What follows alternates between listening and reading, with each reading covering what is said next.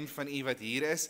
Dis vir my 'n ongelooflike voorreg om weer hier te kan wees en die woord van die Here aan u te kan bedien. Dis 'n lang naweek en skoolvakansie, so ons is maar bietjie uil gesaai vanoggend, maar ek sê altyd dat as ons min is wat by mekaar kom, beteken dit dat die Here soveel meer selektief was toe hy gekies het wie hier moes wees om hierdie boodskap vanoggend te hoor. Daarom is ek opgewonde om dit met u te deel en ek glo en vertrou dat dit vir u tot groot seën sal wees vandag. Baie, baie welkom.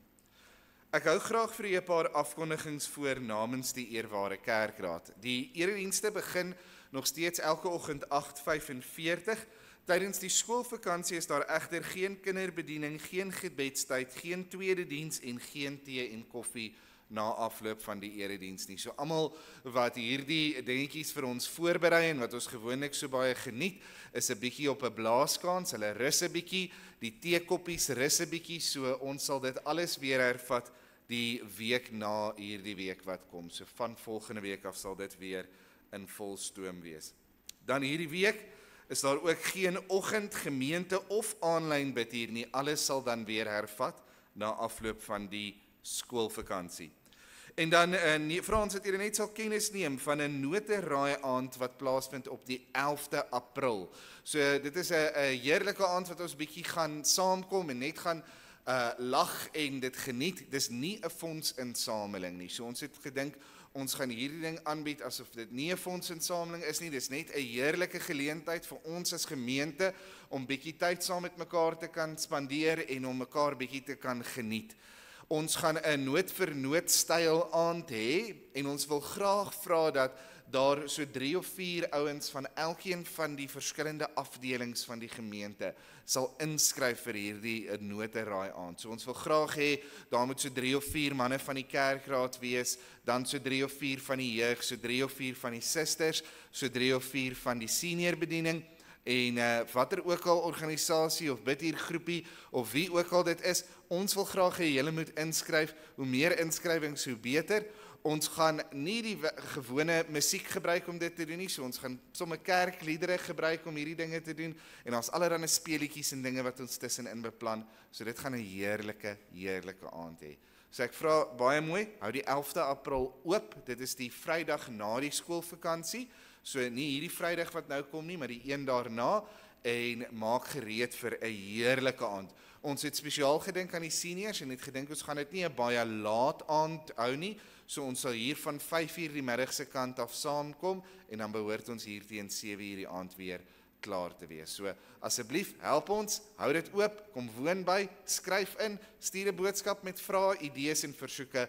Ons maak 'n plan en ons geniet die aand heerlik terwyl ons sommer deel in lofprysing en aanbidding op dieselfde tyd. Baie dankie. Dan ons gebedsversoeke. Ons bid vir die inhoud van ons gebedsbak, gesinne, huwelike en kinders. Ons bid vir tannie Ethel Becker, wat nog steeds aansterk nadat hulle haar voet geamputeer het. Daar was weer 'n infeksie in die voet gewees en dit was maar 'n bietjie terugslag en weer vooruitgang. So ons bid regtig en vertrou dat die Here haar ook sal deurdra in hierdie moeilike tyd van aanpassing. Vir klein Martin Du Plessis, ons bid vir oom Japie Legrandsie, oom Johan Schreder, oom Len van Pletsen. Oom Len is in die week opgeneem in die hospitaal. Hulle het agtergekom, hy het 'n mantelvliesbreuk en hy het infeksie en hulle het dalk komplikasies met die hart en 'n hele rits van dinge wat hulle nou voortoets. Die oom is in geweldig baie pyn en hy kry baie swaar op hierdie stadium. So ons wil regtig vra, dink aan hom in julle gebede, vra die Here en vertrou die Here. As hulle nou vind wat fout is, dan sal dit waarskynlik ook regmaak al die ander klein dingetjies wat besig was om seer te wees, soos die stem en al daardie dinge. So asseblief bid vir oom Len. Dan tannie Ria Roos. Tannie Ria Roos sukkel ook. Sy het gisteraand nie 'n baie goeie nag gehad nie en daarom is sy ook nie vanoggend hier nie. Ons bid ook dat die Here haar sal kom verlos. Sy sit ook maar met baie pyn, baie ongemak en ons vra regtig dat ons die Here sal vertrou dat die Here haar ook sal aanraak. Vir Rosanne Stein. Rosanne het gister weer die marathon afgehandel, klaargemaak. Sy is baie beter as ek. Ek hardloop net yskas toe en weg van 4, maar sy het dit weer gedoen, so ons bid ook dat die Here haar verder kragtig sal gebruik en ook haar in die liggaam sal aanraak. vir Tannie Wanda Viljoen, ons bid vir Aubrey Lombard en dan bid ons ook vir Tannie Anna Lombard wat ook nog maar met komplikasies sukkel. So ons wil regtig kom mooi vra. Vat hierdie skyfie, hierdie prentjie wat ons vanoggend vir julle gestuur het op die groep en vat dit in julle binnekamer in en gaan bid vir hierdie mense. Gebed is die hel se grootste geheim. Dis die een ding wat die duiwel wil weghou van kinders van die Here af, want gebed verander sake. So ek pleit by u, ek smeek u, ek soebat u, gaan bid vir hierdie mense. Dan ons verjaarsdag. Hierdie week het ons net een verjaarsdag en dit is Anneke Seiros. Sy verjaar op die 3de April en ons gee vir haar klaagliedere 3 vers 22 tot 23 waar daar staan. Dit is die goedertierenhede van die Here dat ons nie omgekom het nie, want sy barmhartigheid het geen einde nie.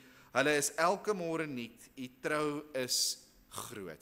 En dit is ons gebed dat Anneke dan ook die barmhartigheid van die Here sal ervaar wat geen einde het nie en dat sy 'n baie geseënde jaar sal hê in die jaar wat voorlê.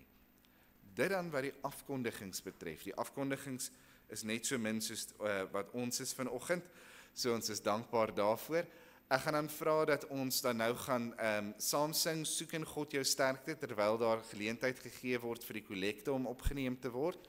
Daarna gaan ek vir een van die ouderlinge geleentheid gee om vir ons 'n dankgebed te doen, en dan kan ons spontaan staan en die volgende 2 liedere oordenkend saam sing. Baie dankie. Kom ons buig net die hoofde. Here Jesus, dankie het ons in hierdie oggend, Here, hier in die begin van die week, Here, in u naam kan vergader. Here, ons kom na u toe en ons wil u sê dankie, Here. Here, dat u vir ons voorsien. Here, dat u na ons kyk, Here, dat u vir ons gee, Here. Here, dat ons kan kom en ook aan u kan teruggee. Here, seën ook elkeen van hierdie mense wat hier is, Here. Here, seën ook die spreker. Here, sal sy ook sy lippe aanraak. Here, hom wegsteek agter die kruis. Here, gee ons geopende ore om te hoor wat u wil hê ons moet hoor. Amen.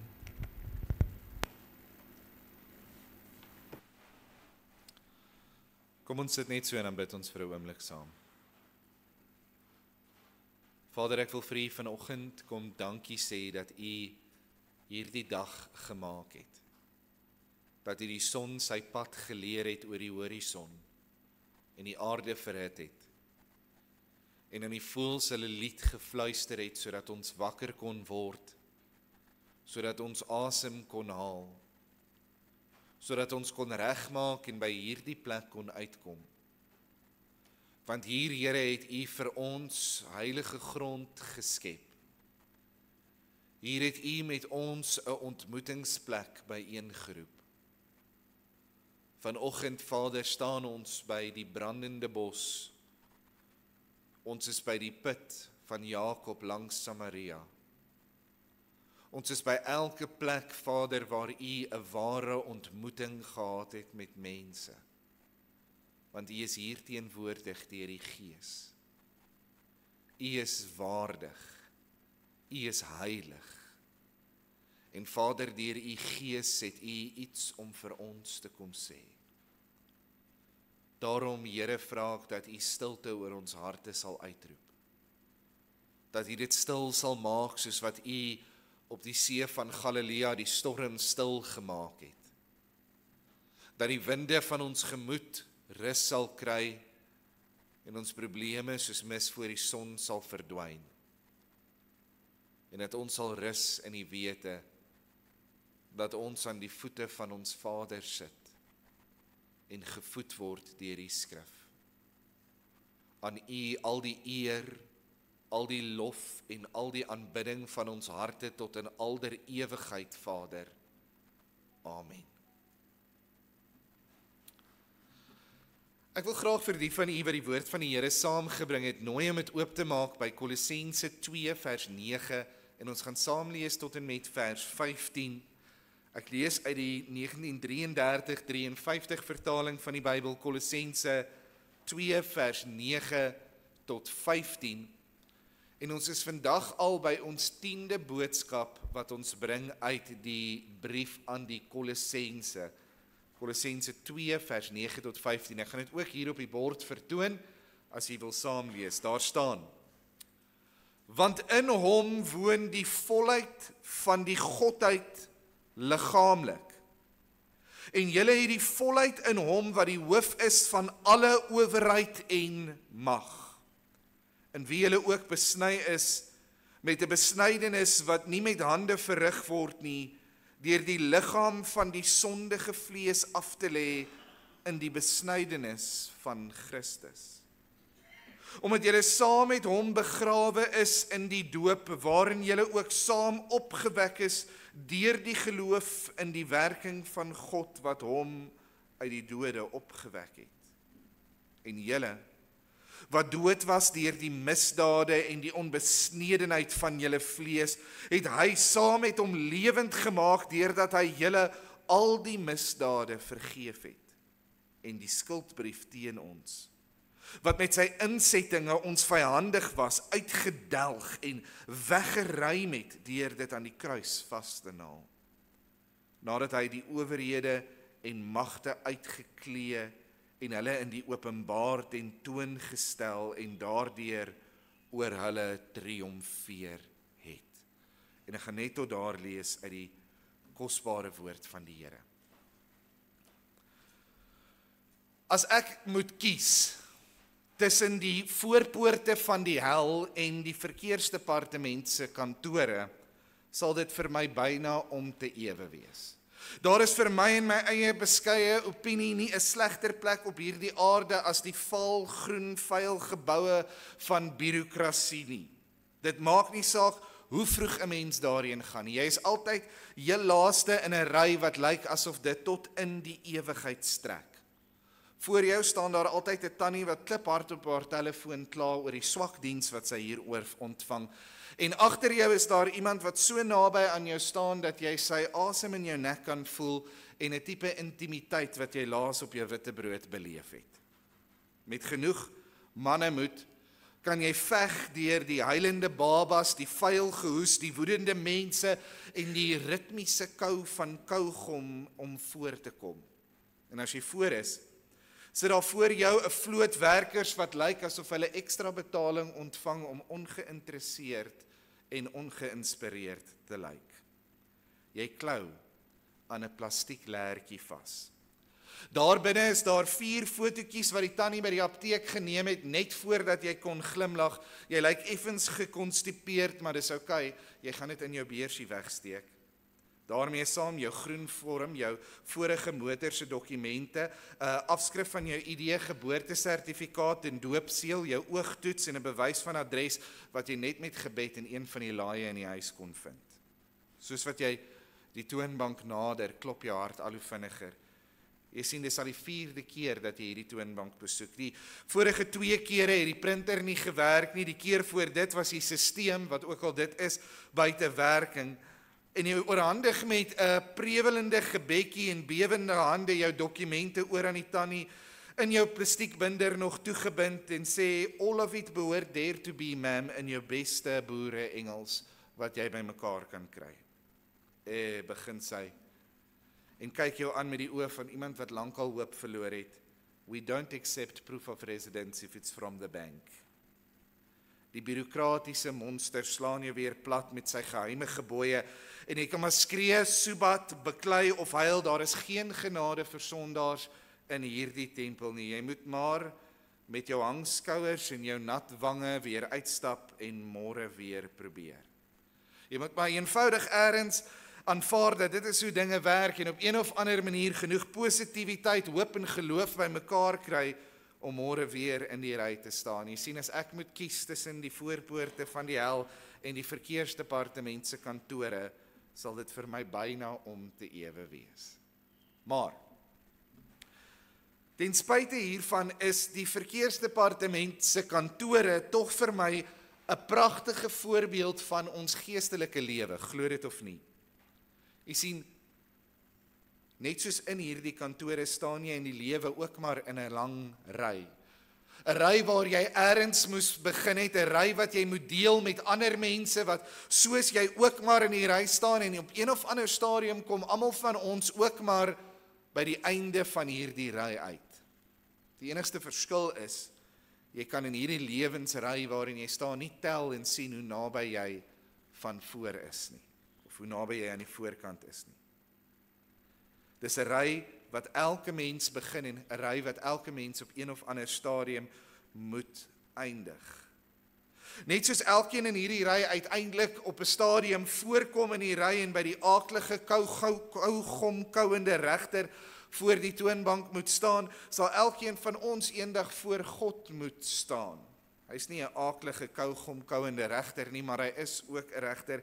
Hebreërs 9 vers 27 sê, en net soos die mens bestem is om eenmaal te sterwe en daarna die oordeel. Net soos my oranje lertjie wat ek so styf vasgehou het, gereed moes wees vir my groot oomblik voor die toonbank, net so moet elke mens gereed wees om die Here te ontmoet wanneer die dag en die tyd van die oordeel aanbreek.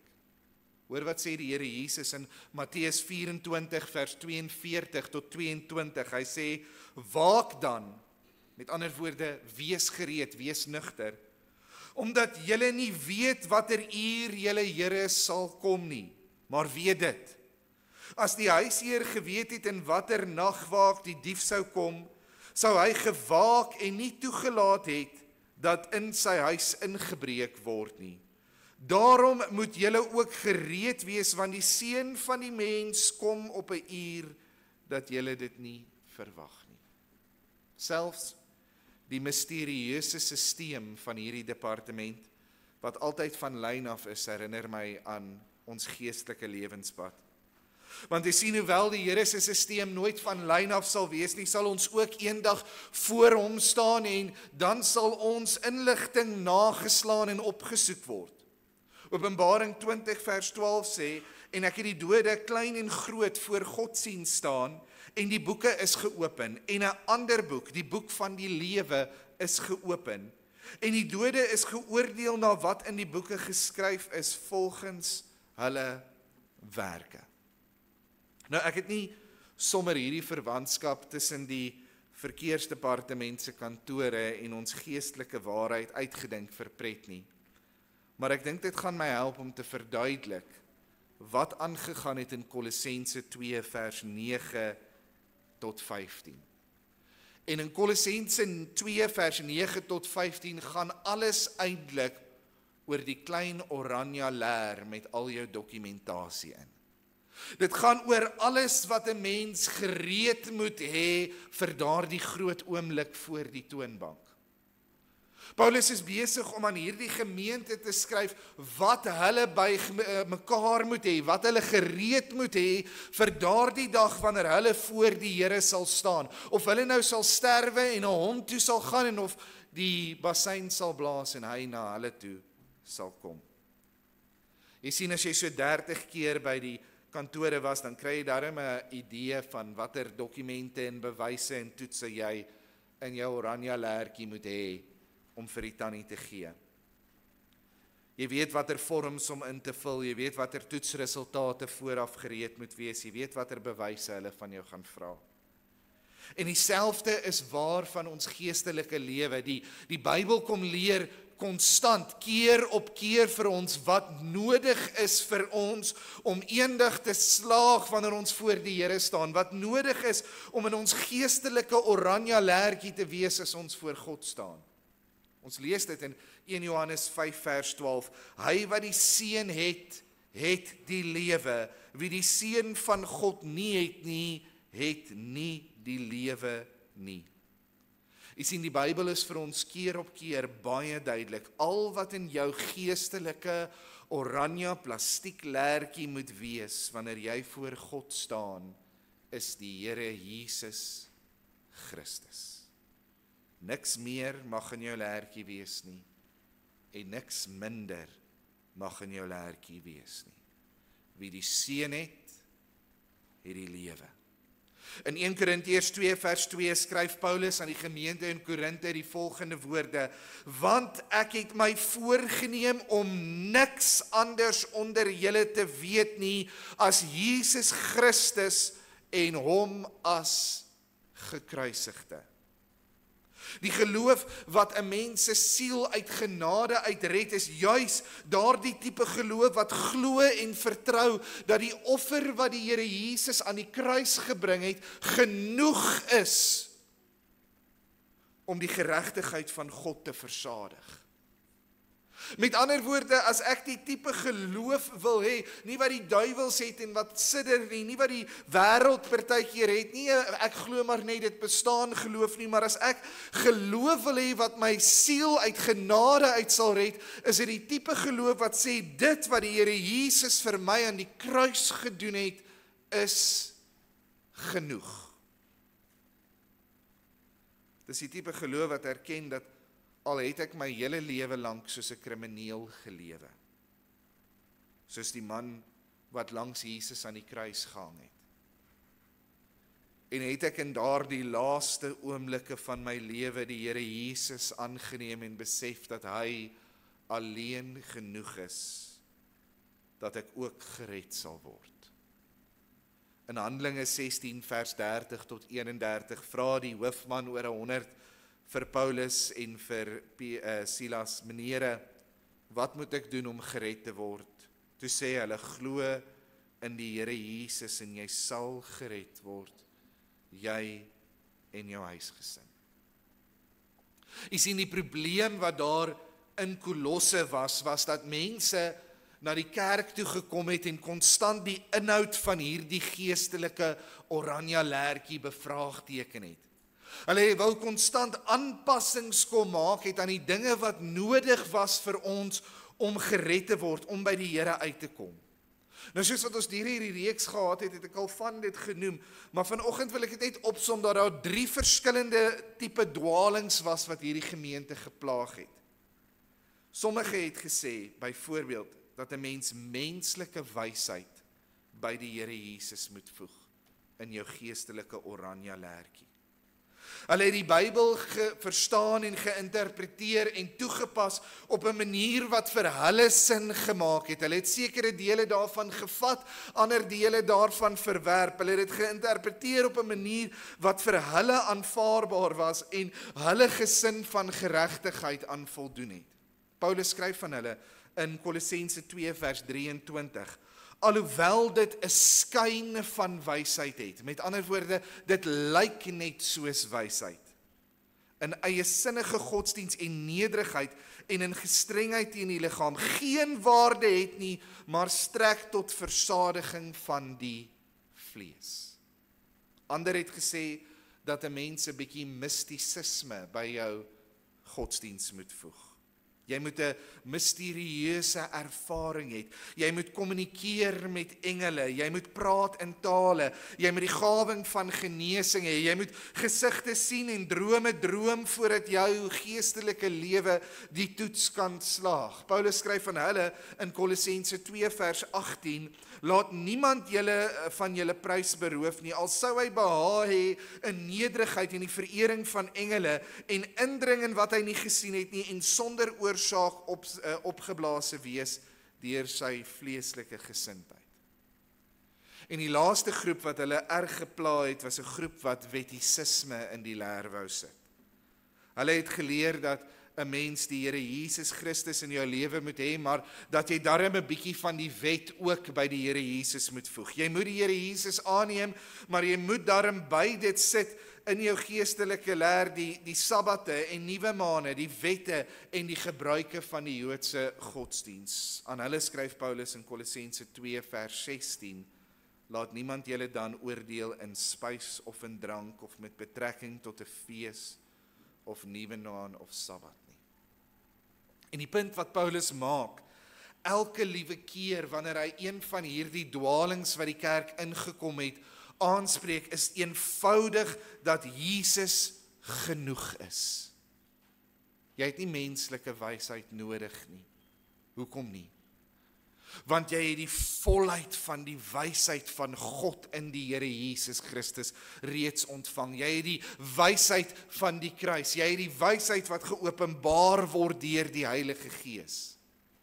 Jy het nie 'n misterieuse ervaring nodig nie. Jy het geloof nodig. Jy het 'n vaste vertroue in die geopenbaarde waarheid van die Here nodig. En jy het nie die wet nodig nie. Omdat jy nie gered sal word deur die wet nie, maar deur die versoendood van die Here Jesus Christus aan die kruis. Jesus is genoeg. Hy is die volmaakte offer. En jy het nie nodig om enigiets by te voeg of weg te neem van Jesus Christus nie. Ek wil dit vergelyk met die Mona Lisa skildery.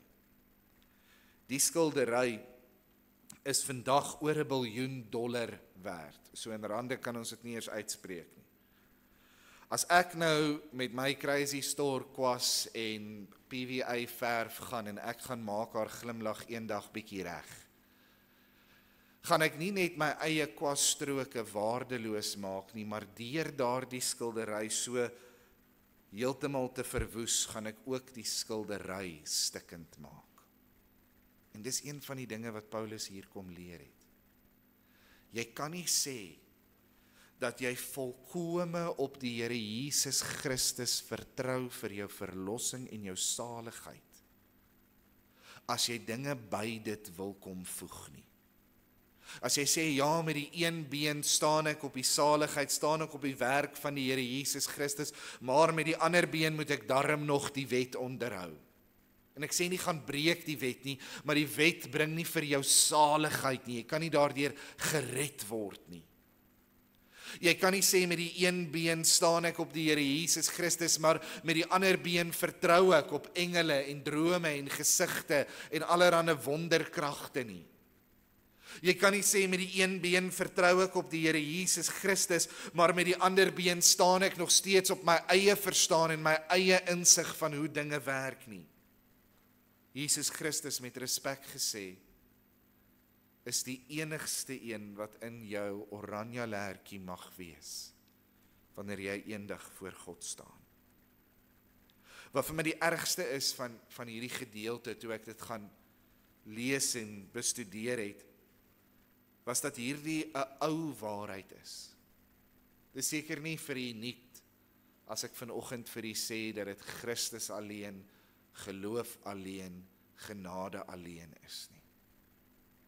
Maar, van hierdie Jesus plus en Jesus minus dinge, gaan vandag nog in ons kerk aan.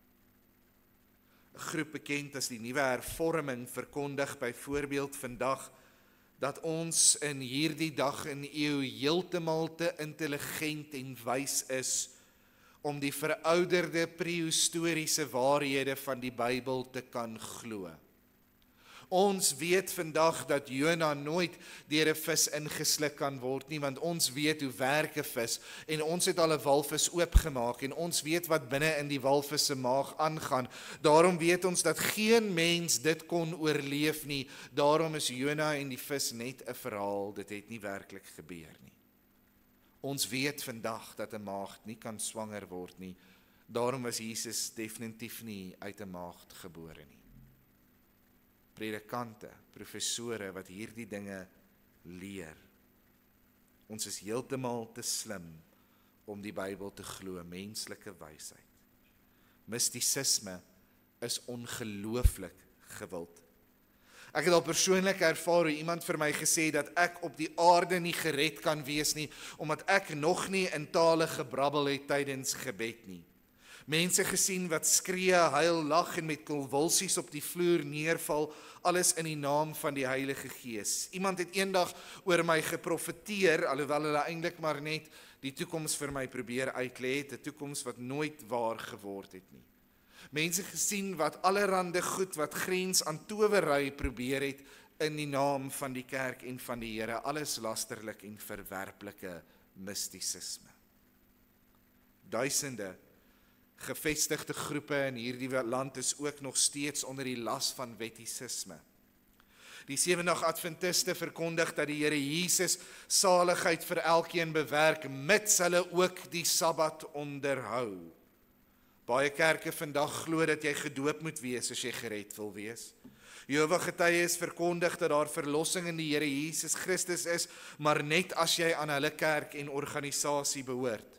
Mormone glo dat die Here Jesus vir jou verlossing gee, maar dat jy ook gedoop moet wees, die Heilige Gees deur die handoplegging van ouderlinge moet ontvang en die Mormoonse wette en tempelgebruike moet onderhou.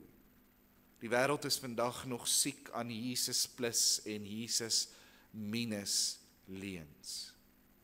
John MacArthur, een van my gunsteling predikers, 'n man wat nou al amper by aftrede staan, sê geestelike wiskunde werk bietjie anders. In geestelike wiskunde sê ons Jesus plus niks is gelyk aan alles.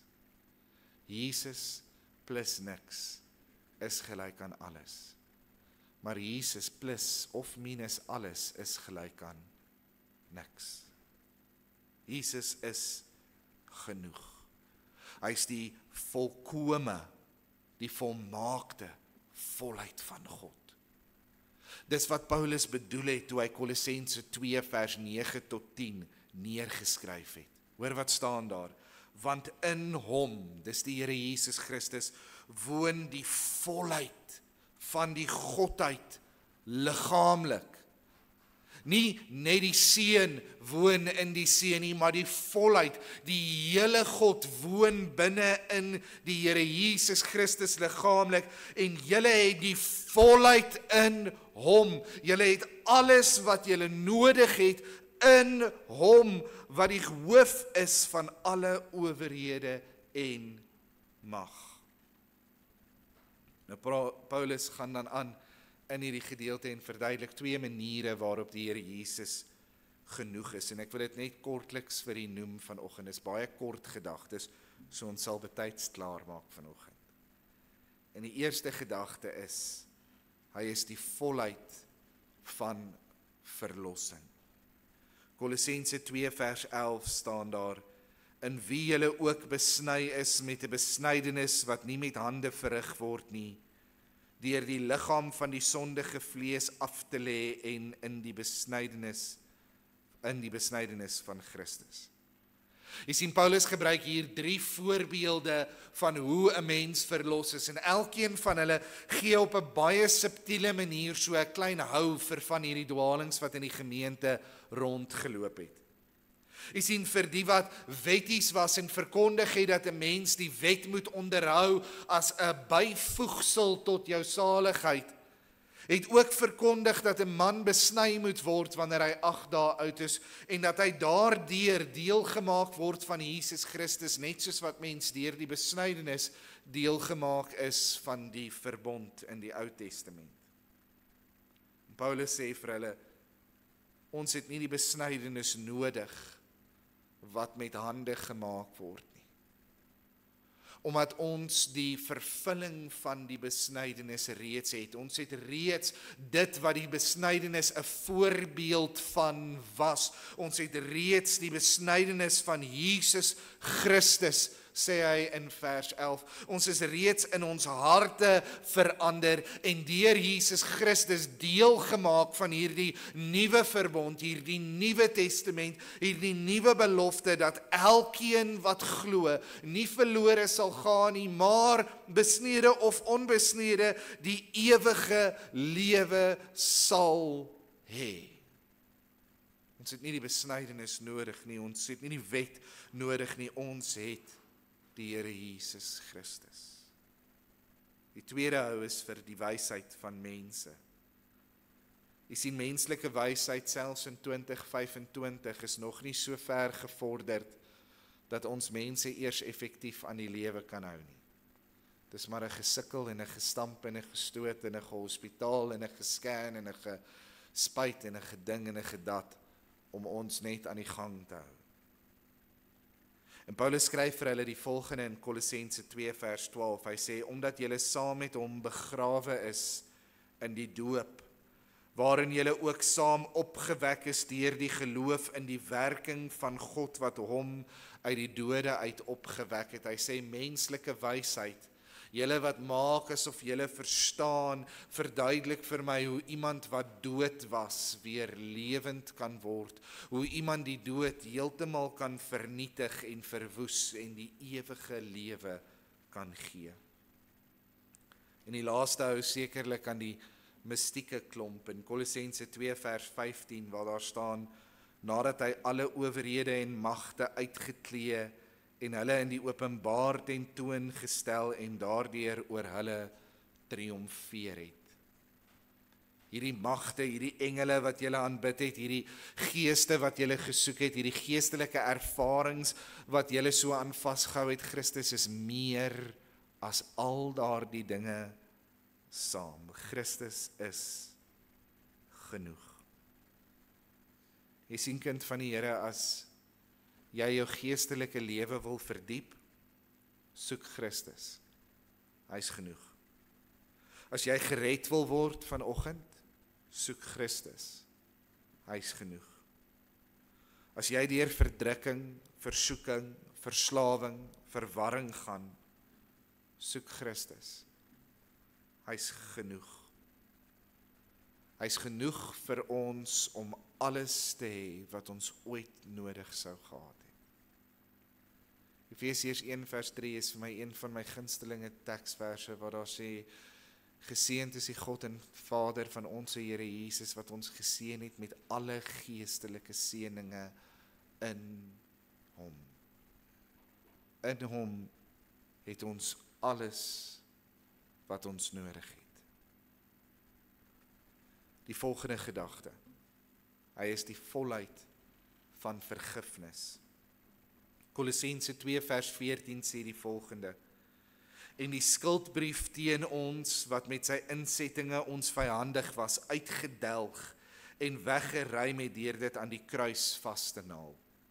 Die skuldbrief waarvan Paulus hier praat, is die wet. Jy sien, die wet het vir ons kom leer wat verkeerd is, en wanneer ons nog steeds gaan doen het wat verkeerd was, ten spyte van die feit dat ons dit geweet het, het ons skuldig geword aan die wet, en die wet het soos 'n klagstaat teen ons geword. Dit was 'n lys van maniere waarop ons kon kortkom aan die heiligheid van God, en baie vinnig het ons deur die wet geleer dat elke mens vol van sonde is.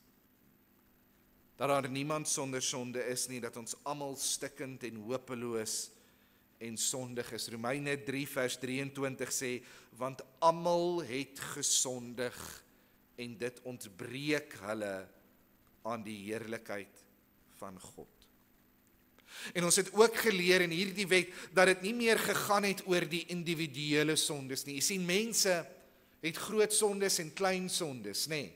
As ek gaan moord pleeg en ek gaan doen verskriklike dinge, dan is dit 'n groot sonde wat amper nie vergewe kan word nie. Maar wanneer ek 'n wit leuen vertel, wanneer ek iets kleins doen, wanneer ek tyd by die werk steel, wanneer ek al daardie klein dingetjies doen wat net so liggies aan my gewete krap, dan is dit nie so erg nie. Die Bybelse wiskunde werk nie so nie. In die Bybel, as ek daardie groot sonde gepleeg het, is ek nie skuldig aan daardie groot sonde nie. Ek is skuldig aan die verbreeking van die wet. Ek het aan die wet skuldig geword. En as ek daardie klein sonde gaan pleeg, as ek daardie klein keer mistrap, dan het ek skuldig geword aan die wet. Ek het die wet oortree. Daarom skryf Jakobus in Jakobus 2 vers 10, want wie die hele wet onderhou, maar in een opsig struikel, het aan almal skuldig geword.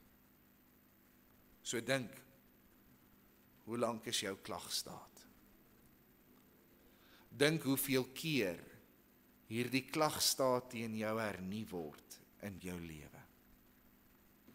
Ek onthou op Sondagskool het die tannie eendag gesê, wie van julle het vandag 'n sonde gedoen?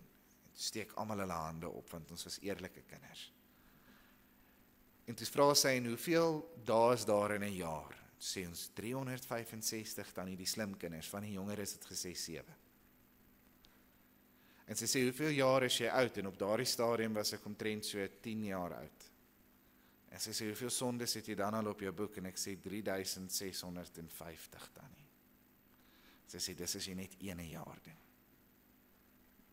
Maal dit met elke wet, elke oortreding, elke tekortkoming in die Bybel, en jy sien hoe lank is die klagstaat teen jou. Maar, ek dank my God vir Jesus Christus, wat hierdie klagstaat by elkeen van ons gevat het en dit aan sy kruis vasgespijker het.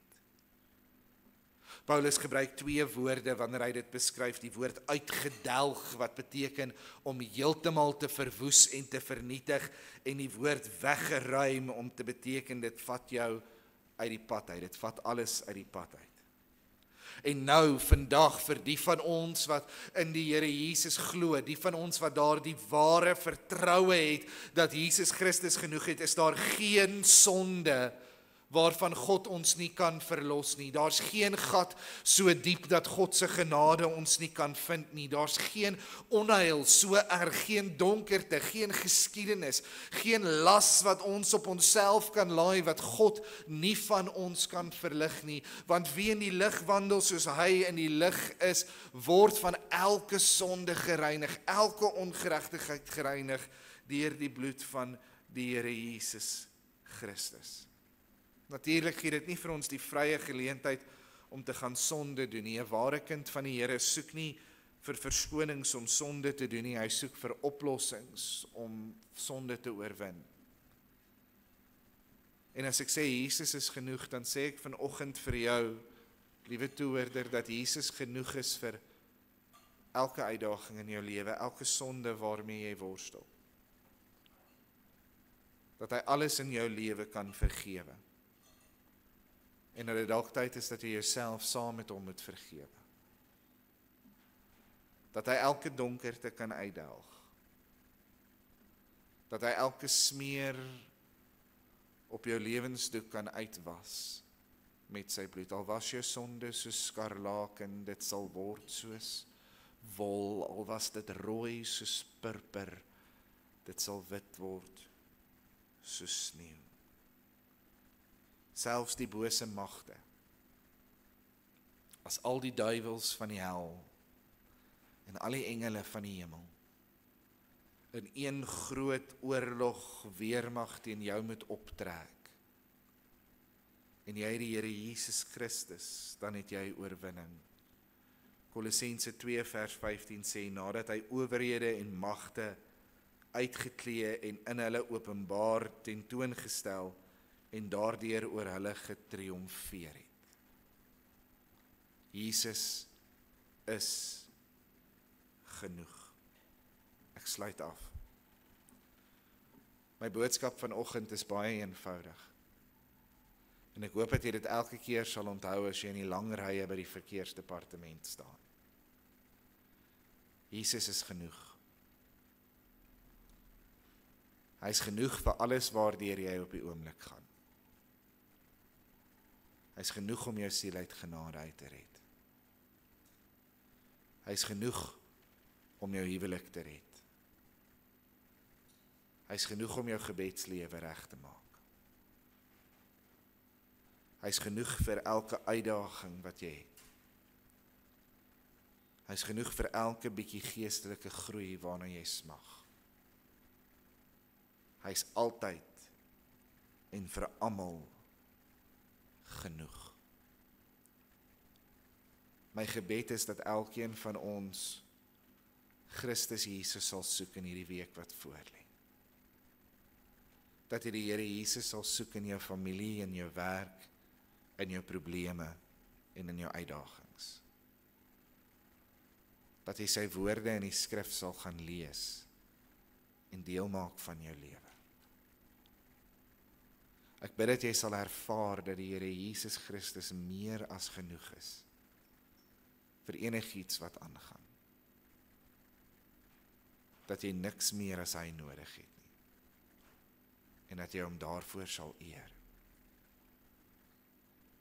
En dat jy ook sal gaan seker maak, dis seker my grootste gebed, dat wanneer hy kom om ons te kom haal, of wanneer ons gaan om hom te ontmoet, dat jou geestelike oranje plastiek lertjie vol van Jesus sal wees, en niks anders nie. Kom ons bid saam. Amen.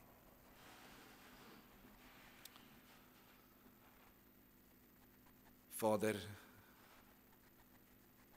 ons weet nie hoe om dankie te sê vir Jesus Christus nie. Ons weet nie hoe om U te vergoed nie, want Here, U het vir ons alles gegee. En ek kan eintlik maar net die woorde van Paulus herhaal in Efesiërs 1:3, geseënd is U, o God en Vader van ons Here Jesus Christus, wat ons geseën het met alle geestelike seëninge in Hom. Herinner ons, Here, wanneer ons vergeet, deur U Heilige Gees, dat U altyd en ewig genoeg is. Amen. Baie dankie. Ek gaan nie dan nooi om te staan en dan gaan ons afsluit met as Jesus kom op die wolke, wie klaar is, gaan dan saam. Kom ons sing dit heerlik en van harte. Gemeente, ontvang dan nou die seën van die Here in sy liefde. Die genade van ons Here Jesus Christus, die liefde van God onse Vader en die tere opsoekende gemeenskap van sy Heilige Gees wees en bly met u elkeen totdat Jesus Christus kom op die wolke. Amen. Baie dankie.